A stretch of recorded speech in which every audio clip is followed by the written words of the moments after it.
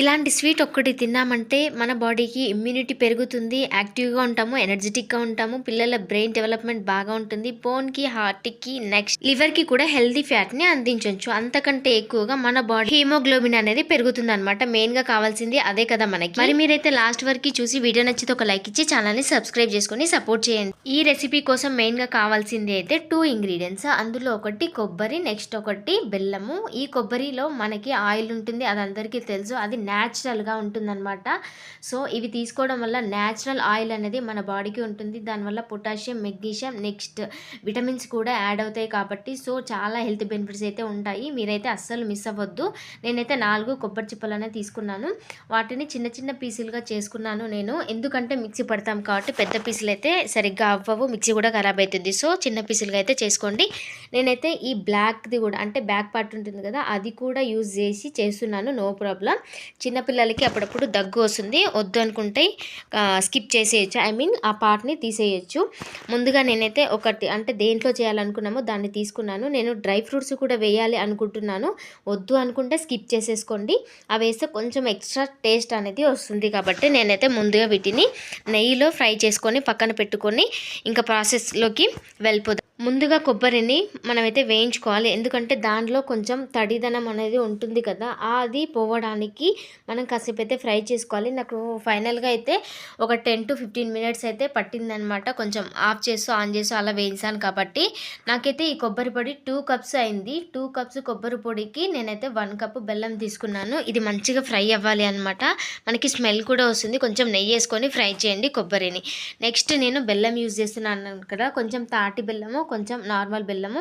అందులో ఏమైనా దుమ్ము ధూళి చెత్త చెదరం మట్టి రాళ్ళు అవి ఉంటాయి కదా, అందుకని నేనైతే ఫస్ట్ వీటిని కొంచెం వాటర్ పోసి సిరప్ లాగా అయితే చేసుకుంటున్నాను. ఎందుకంటే అవన్నది కొంచెం కిందికి పోయిన తర్వాత ఈ సిరప్ అనేది మనం యూజ్ చేస్తాం కాబట్టి మీరు కూడా ఇలానే చేయండి. అంటే బెల్లం అనేది మంచిది కాకపోతే మంచిది అయితే అలానే పొడి చేసి వేసుకోవచ్చు, నో ప్రాబ్లం. అలా అయితే ఈ ప్రాసెస్ అనేది తొందరగా అయిపోతుంది అనమాట. నేనైతే జల్లించుకొని ఈ సిరప్ని ఇందులో కలుపుతున్నాను అనమాట.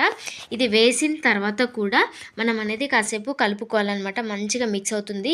ఎందుకంటే ఈ బెల్లం వాటర్ కూడా ఇంకిపోవాలి. మనకి కావాల్సింది అదే, బర్ఫీ చేస్తున్నాం కాబట్టి ఈ బెల్లం అంతా వాటర్ అంతా ఇంకిపోవాలి కాబట్టి కొంచెం అయితే టైం అయితే పడుతుంది. కొంచెం టైం స్పెండ్ చేసి కొంచెం ఓపికగా కొంచెం పేషెన్సీని పెట్టేసి అయితే ఈ ప్రాసెస్ని చేసుకోవాలి. మంచిగా అయితే రెసిపీ వస్తుంది. అస్సలు మిస్ అవ్వకండి, లాస్ట్ వరకు అయితే చూడండి.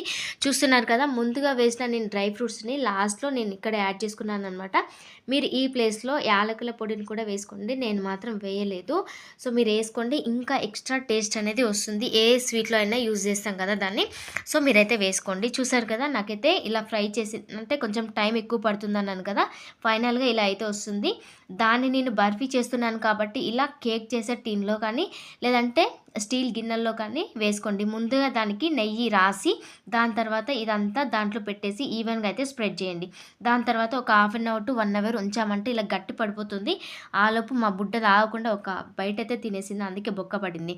చూసారు కదా, ఒక ½ an hour to 1 hour ఉంచిన తర్వాత గట్టి పడుతుంది.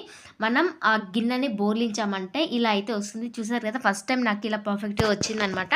అందుకని మీతో షేర్ చేస్తున్నాను. మీరు కూడా మిస్ అవ్వకండి, ట్రై చేయండి ఒకసారి అయితే. నేను లవ్ షేప్లో కట్ చేసుకుందాం అనుకున్నాను, బట్ అది సరిగ్గా రాలేదు. అందుకని ఇట్లా ట్రయాంగిల్ అయితే కట్ చేశాను. దాన్ని కూడా లాస్ట్కి ఇంకా చిన్న చిన్న పీసులుగా అయితే కట్ చేసుకున్నాను. చూస్తున్నారు కదా, మనకి అంటే కొంచెం కొంచెం విరిగినా కూడా మనకి పర్ఫెక్ట్గా స్వీట్ అయితే రెడీ అయిపోయింది. గట్టిగా ఉన్నదనమాట. మీరు ఫ్రిడ్జ్లో పెట్టైనా కట్ చేసుకోవచ్చు, లేదంటే నార్మల్గా ఒక ½ an hour to 1 hour బయట ఉంచైనా కట్ చేసుకున్నారంటే గట్టి పడుతుంది. ఫ్రిడ్జ్లో పెట్టుకున్నారంటే మళ్ళీ ఆ గిన్నెని కాసేపు వాటర్లో డిప్ చేసి ఇలా గిన్నెని బోర్లించండి, అలా అయితే ఈజీగా వచ్చేస్తుంది అనమాట. బట్ మీరైతే వీడియో నచ్చితే ఒక లైక్ ఇచ్చి ఛానల్ని సబ్స్క్రైబ్ చేసుకొని సపోర్ట్ చేయండి. అస్సలు మిస్ మెయిన్గా పిల్లలకి స్నాక్స్ బాక్స్లోకి కానీ వాళ్ళు ఏడ్చినప్పుడు ఇస్తే కానీ చాలా హ్యాపీగా ఫీల్ అవుతారు. ఒకసారి ట్రై చేయండి. ఇదంతా తెలియని వాళ్ళ కోసమే. ఓకే, మరంట బాయ్.